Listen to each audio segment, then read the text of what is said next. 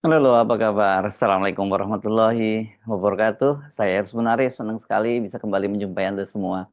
Harapan anggota Polri aktif untuk tetap menduduki jabatan sipil di kementerian dan lembaga kembali kandas. Mahkamah Konstitusi dalam putusannya pada hari Senin 19 Januari 2026 tidak menerima gugatan terhadap pasal 19 Undang-Undang ASN, ini ayat 2, 3, dan 4.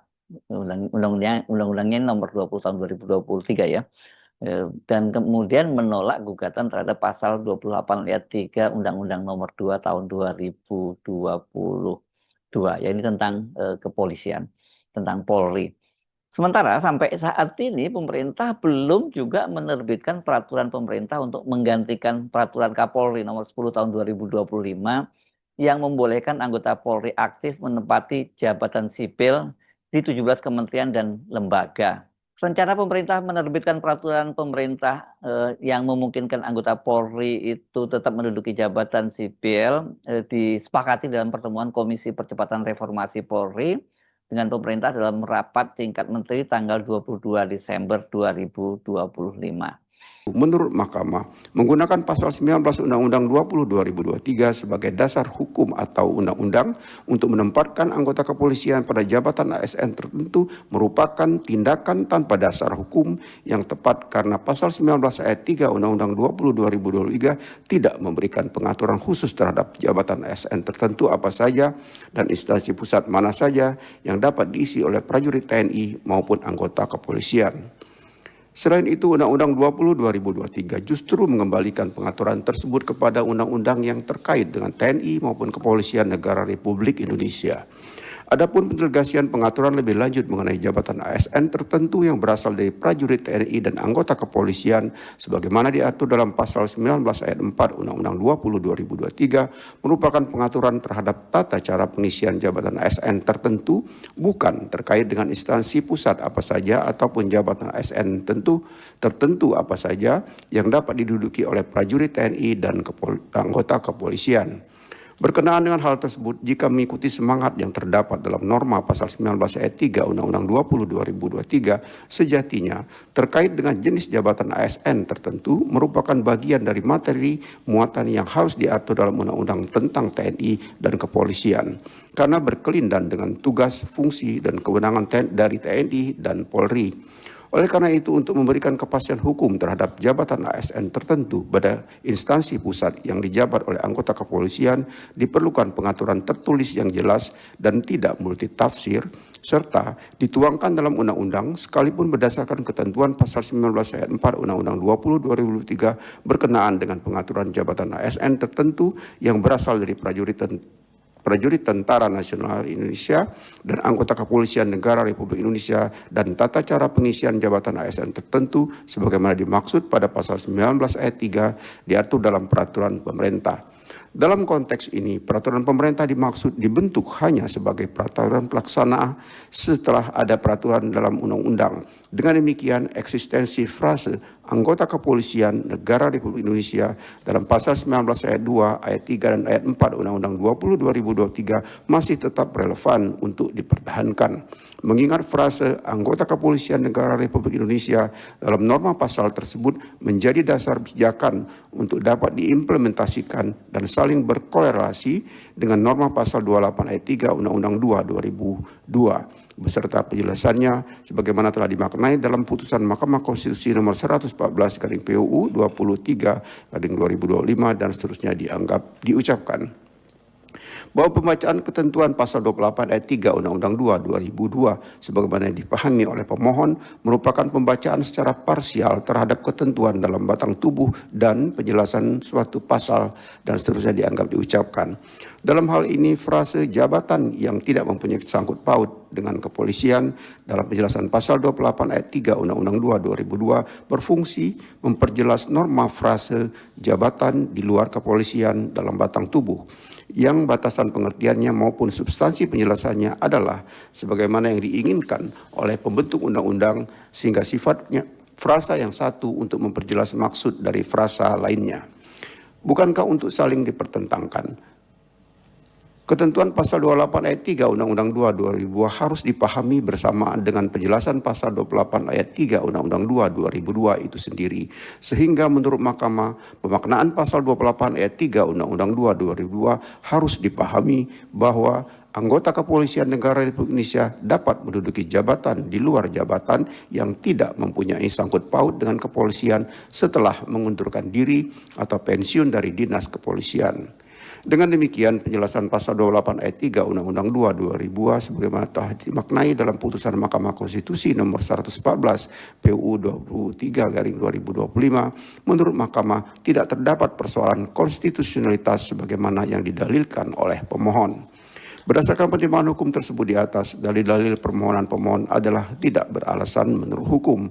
Paragraf 3.11 sampai dengan paragraf 3.12 dianggap diucapkan, konklusi dan seterusnya dianggap telah diucapkan berdasarkan Undang-Undang Dasar Negara Republik Indonesia tahun 1945 dan seterusnya dianggap diucapkan. Amar putusan mengadili: 1. Menyatakan permohonan pemohon 2 tidak dapat diterima. 2. Menolak permohonan pemohon 1 untuk seluruhnya. Nah, tadi jelas ya, putusan dari Mahkamah Konstitusi tegas itu. Merespon keputusan Mahkamah Konstitusi itu, Kepala Biro Penerangan Masyarakat Mabes Polri, Brigjen Truno Yudo Wisnu Andiko menyatakan institusinya menghormati. Polri menghormati sepenuhnya keputusan Mahkamah Konstitusi. Itu kata Truno Yudo kepada wartawan hari Selasa 20 Januari 2026. Keputusan MK itu memberi kepastian hukum terkait mekanisme penempatan anggota Polri pada jabatan di luar institusi Polri. Dan Truno menegaskan Polri berkomitmen melakukan tugas secara profesional sesuai dengan aturan. Ini kalau begini bagus dong ya, kalau sudah putusan MK sudahlah dihormati saja. Jangan seperti Kapolri pada waktu itu yang langsung membuat aturan sendiri dengan menerbitkan perpol. Nggak boleh dong. Aturan keputusan Mahkamah Konstitusi kok dilawan dengan peraturan pemerintah ya, peraturan Kapolri maksud saya. Sebelumnya soal larangan anggota Polri menduduki jabatan sipil itu telah diputuskan oleh Mahkamah Konstitusi melalui putusan nomor 114 tahun 2025. Putusan MK nomor 114 itu membatalkan frasa atau tidak berdasarkan penugasan dari Kapolri.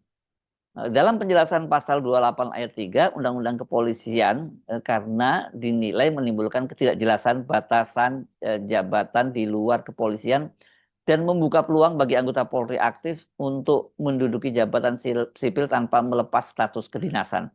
Jadi karir di Polri-nya jalan terus tapi dia menduduki jabatan-jabatan sipil. Nah, ini yang banyak dipersoalkan juga oleh para ASN karena mau menutup peluang mereka ini untuk menduduki jabatan-jabatan itu karena ya sudah diisi oleh para perwira tinggi Polri. Namun tidak lama kemudian setelah putusan dari Mahkamah Konstitusi itu, Kapolri malah menerbitkan peraturan Kapolri nomor 10 tahun 2025. Banyak yang terkejut dengan langkah Kapolri.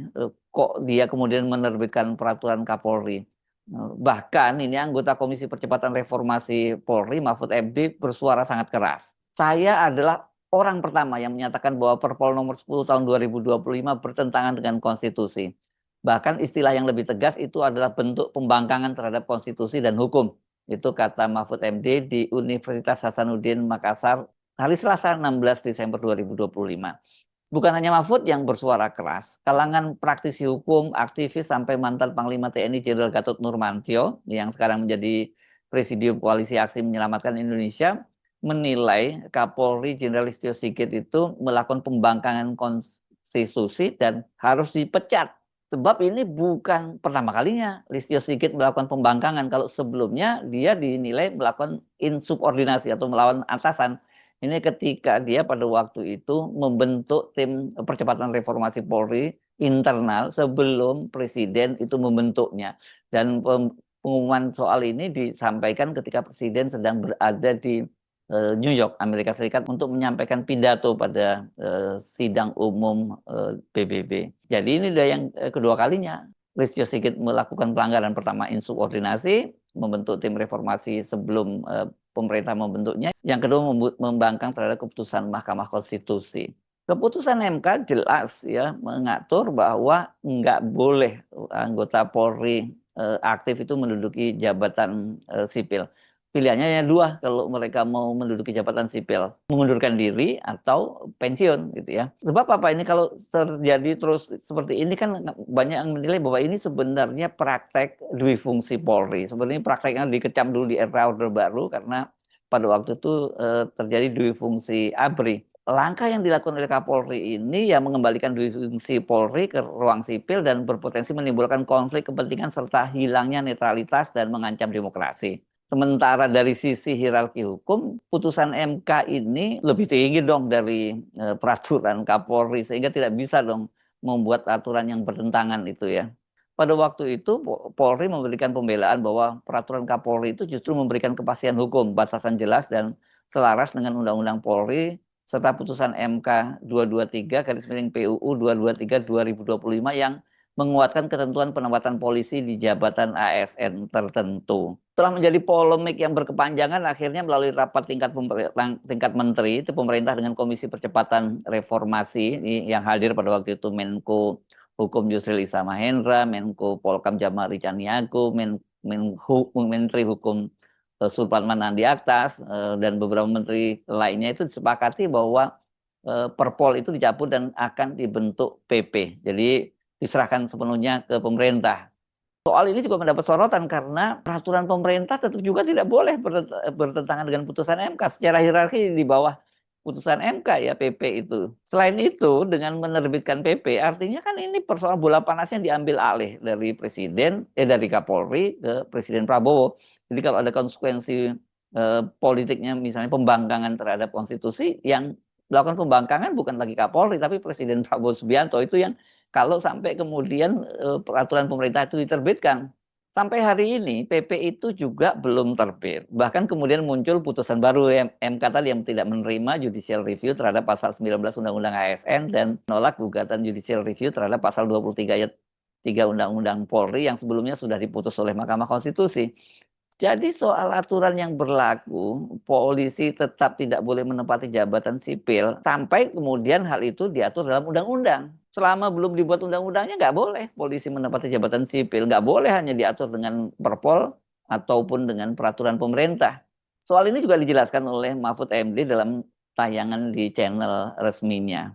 Kan dulu sudah saya katakan, vonis MK nomor 114 itu yang diumumkan atau dibacakan oleh MK pada tanggal 13 November, itu sudah jelas melarang Polri masuk ke jabatan sipil kecuali dua syarat. Minta berhenti dari dinas Polri atau pensiun dini. Itu tidak ada syarat lain. Kok tiba-tiba lalu ada Perpol nomor 10 itu. Kan saya langsung ngomong itu tidak bisa, tidak ada cantelannya. Bapak mengatakan itu dengan tegas. Saya bilang tidak bisa. Mau dicantelan Perpol itu kalau mau nada, kalau ingin melaksanakan undang-undang, Perpol untuk melaksanakan ketentuan pasal yang tidak rinci. Ini tidak ada pasal yang membolehkan, kok langsung membolehkan dan menyebut 17, saya bilang. Tidak ada cantelannya ke Perpol nomor 2, tidak bisa. Apalagi ke PP nomor 2 tahun 2002, tidak bisa juga. Nah, lalu orang berpikir ke Undang-Undang ASN. ASN juga mengatakan, sudah jelas tuh, bahwa kalau mau menempatkan Polri di jabatan sipil, selain harus ya minta pensiun dini dan berhenti, itu juga harus dimuat di dalam undang-undang, tidak bisa di dalam PP. Dan itu dipertegas oleh MK lagi Pak kemarin. Iya, sekarang putusan MK mengatakan persis seperti yang saya katakan. Tidak boleh dong diatur dengan PP. Saya pikir sudah clear ya, nggak perlulah Polri atau ada personal-personal yang mendukung Polri kemudian mengajukan gugatan lagi ke Mahkamah Konstitusi, gugatan yudisial ya. Karena jalan satu-satunya yang tersedia untuk agar Polri itu bisa kembali menduduki jabatan sipil seperti halnya TNI, yaitu diatur melalui undang-undang. Jadi artinya apa ya, revisi undang-undang Polri, dan revisi itu kan kini tengah digarap oleh Komisi Percepatan Reformasi. Mbok ya sabar sedikit, kenapa sih Mbok ya jangan kesusu gitu ya. Penting nanti baku aturlah dengan pemerintah, diaturlah undang-undangnya, dengan cara begitu kan tidak menentang konstitusi. Kalau enggak nanti sudah orang banyak yang enggak nyaman dengan Polri menduduki jabatan sipil, terutama ASN yang merasa peluang karirnya terhambat. ditambah lagi kemudian melanggar konstitusi. Saya Subhan Arif, sampai jumpa lagi. Wassalamualaikum warahmatullahi wabarakatuh.